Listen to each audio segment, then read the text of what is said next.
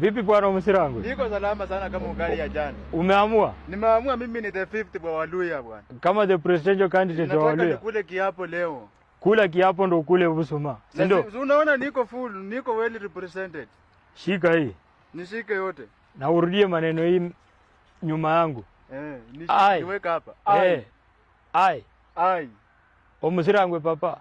The poor millionaire mtarajiwa Omusirangwe papa. Aisole muliswea. Ya kwamba nitabaki kuwa Muluya daima na milele. Mungu nisaidie. Amina. Salimia Waluya wenzangu. Nataka kuambia kuanzia leo mimi ndo kiongozi wenu.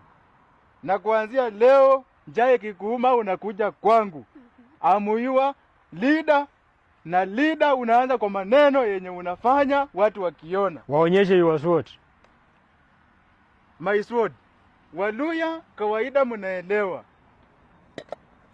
Hii ndo inalinda sword.